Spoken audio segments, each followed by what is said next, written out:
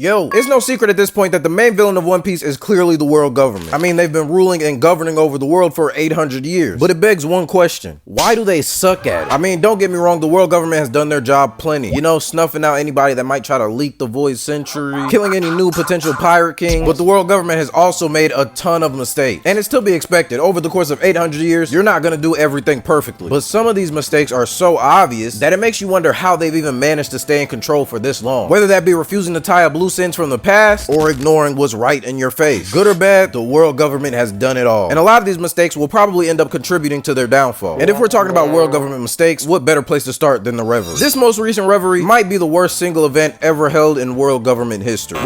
Well, it's top 3 at least. The Reverie was the first time I really started side-eyeing the world government like, what are y'all thinking? Because the Revolutionary Army's infiltration was way too easy. This is the most important event at Marineford. All the kings are there. All the celestial dragons are there. You think they have some better security than some random slaves in armor. Of course people are going to infiltrate it. And the Revolutionary Army is one thing. You know, it's their job to infiltrate. Y'all let a 12-year-old girl sneak in there too? You think they would have got Vegapunk to make like a retinal scanner or something to scan your fingerprints or something? You got Vegapunk making all this technology, yet the celestial dragons are living like they're in medieval times. What's going on? And not only did you allow your most high security event to be infiltrated, the security is so trash that Sabo is able to get all the way to the throne room. Where is the security? And mind you, they have guards all over the palace. None of these guards have observation hockey. Y'all just put regular niggas in charge of protecting Emu? Are y'all crazy? Well, I guess we got the God's Knights to protect Emu, but they don't even be showing up. They show up to snitch to the Gorosei and don't do nothing else. But I'm telling you, the Reverie is crazy because this sequence of failures shouldn't even be possible. So you allow your event to be infiltrated by multiple people. Cool. Then you allow those people to get all the way to the throne room. Then you allow him to see Emu, the biggest secret in the world government. The one secret that you have to keep over everything else. And not only do you let him see Emu, you give him enough time to sit there and give off cool one-liners. Talking about, I never could have imagined that hell was at the top of the world. Boy, are y'all stupid. Somebody stabbed this nigga. They trying to get their moment, take all their aura shots, transforming and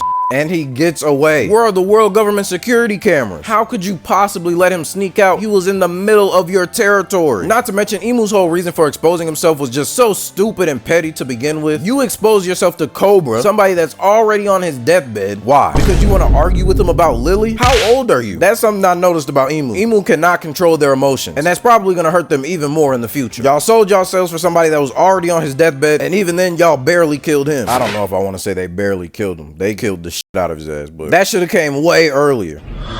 You have enemies. Your enemies are gonna attack you. Can I really hold that against them? Yes, I can, and I will. But you know what? I'll give them grace there. But then at the same time, you can't even keep your own employees under control. This massive slip up just happened. They're trying to clean it up, handle the aftermath and stuff. Two of the Admirals is in the middle of the Holy Land boxing. I realized this after a while. There's no punishment for the Admirals for anything that they do. Even somebody like Garp, he'll just straight up not follow orders. There's no punishment. What kind of system are these niggas running? Clearly, they're able to do whatever they want, because the whole reason why Fujitora and Green Bull are fighting is because Fujitora helped to free hella slaves. I have nothing to do with such idiocy, such blasphemy, such ridiculous nonsense. You would think out of anything an admiral could do, literally taking slaves out of the hands of the celestial dragons, you would think that would be instant. You're fired, you're locked up for life. No, we seen Fujitora like the next week. He was chilling, no punishment. You got your allies helping out your biggest ops. Not only admirals, but celestial dragons are betraying you too. Mjolsgard over here fighting other celestial dragons to help pirates. Hey, but they handled Mjolsgard though. They ain't give him no grace. I'm starting to think the world government just scared of the admirals or something. Cause Garp be out there wilding, Kainu be out there wilding, talking to the Gorosei like he crazy. None of them get checked, but Mjolsgard gotta die though.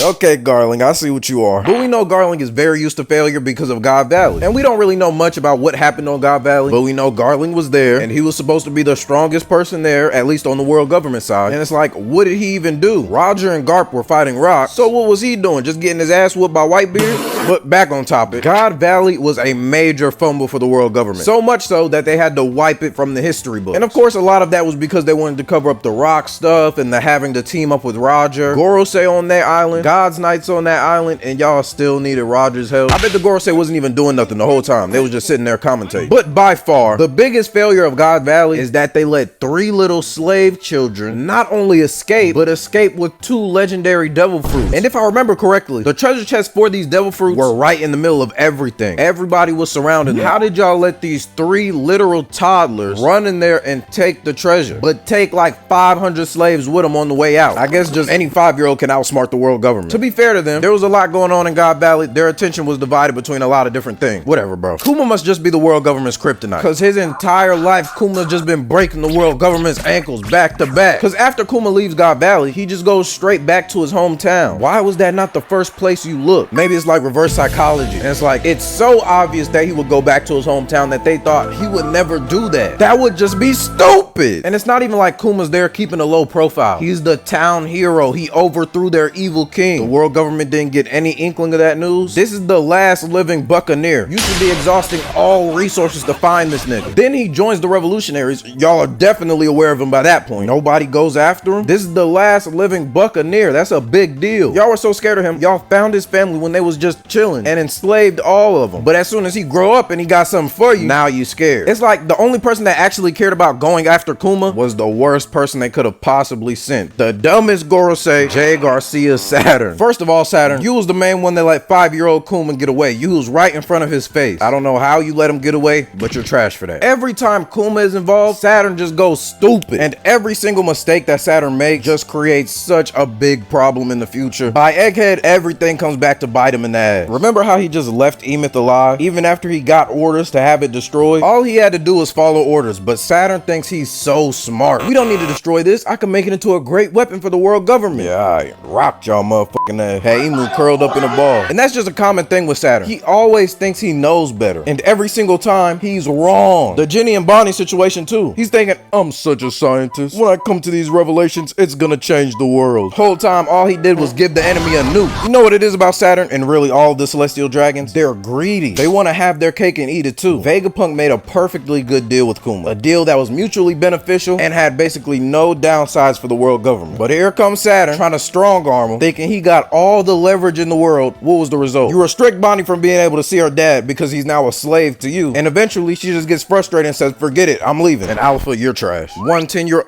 Man. But by far the dumbest thing about Saturn is just how he handled Vegapunk. First of all, you left that giant robot with Vegapunk and thought, oh yeah, that's fine. He's definitely not going to use this thing to investigate the Void Century or anything.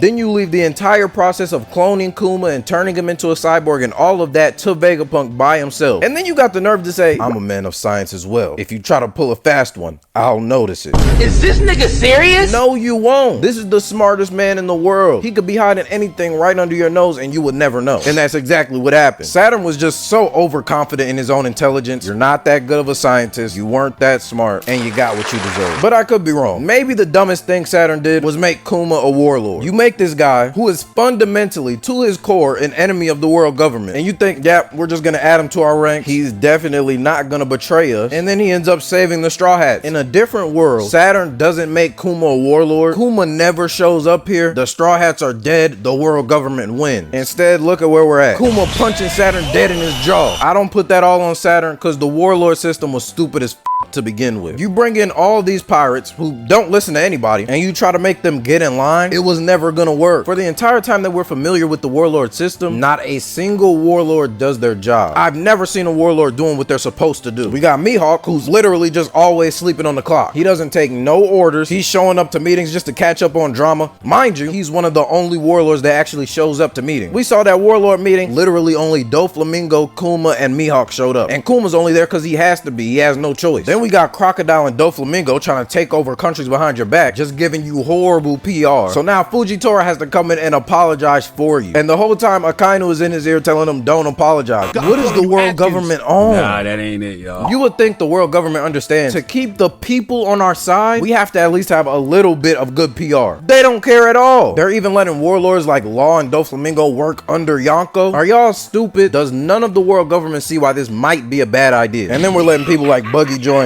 Yeah, now y'all trolling. What was the point of inviting Buggy? What does the world government gain by having Buggy on their side? Honestly, I don't even know how the warlord system lasted past Marineford. I feel like Marineford was the moment where the world government should have looked at the warlords and said, oh, they're actually useless. Go back to Marineford. Not a single warlord is doing anything. Doflamingo's over there philosophizing. The most evil nigga there trying to talk about morality. Boy, shut up. Then Mihawk is over here having a play date with Luffy, just aura farming for the entirety of the battle. Moria also doesn't care. He's literally plotting to steal your soldiers and turn them into zombies. zombies, and Boa is actively fighting against you. She's actually protecting the pirates that you're trying to kill. And guess what? Every single one of them kept their job after that, except Moria. Moria, you got hoes. Honestly, the Moria thing always cracks me up, because why Moria out of all people? What did he do? He was like the only warlord during the war that was even fighting. But honestly, it makes sense that they don't punish the warlords, because they don't even punish the Marines. And the Admirals are one thing. The Admirals have proved their worth. They've worked their way to the top. They've earned a little bit of privilege. Sword? Why is Sword allowed to exist? Don't get me wrong, I love Sword. Y'all know how much I love Kobe, the GOAT, the greatest Marine to ever do it. But realistically, why would you allow a sect of Marines to exist that literally tell you, I'm not gonna listen to shit you tell me? In what world does this end up good for you? See, that's why you don't let people like Garp do whatever you want, because now he inspiring the young Marines to do the same thing. Now nobody listening to you. Sword is just a betrayal waiting to happen. But by far, the thing about the world government that makes them obviously dumb is the way that they've gone about handling Luffy. The more we learn about Joy Boy and the Void Century, the more obvious it should have been to the world government and Emu specifically that Luffy is clearly Joy Boy. The first real chance you had was Enies Lobby. He was right in your territory. If there was any time to take this nigga out, it would have been right then. And then again at Marineford. Now granted, they tried really hard to kill him at Marineford. Like, they pulled out all the stops. They just couldn't get it done. Because if I'm being honest, as a villain, there's only so much you could do. Eventually, plot's just gonna get you. But personally, if I'm Emu, the second I hear that there's a kid running around with a straw hat and with a rubber devil fruit, I'm sending 3 admirals, 6 vice admirals, warships, an ancient weapon. But hey, that would only be possible if the world government was a serious organization and not a bunch of fucking clowns. But yeah, man, that's all I got for y'all boys today. Let me know what you think are some of the world government's biggest mistakes in the comments below. And comment Kumachi if you made it to the end. Just confuse all the niggas that didn't make it here. Like the video if you liked the video. Subscribe to the channel. And yeah, man, I'm gone. Damn.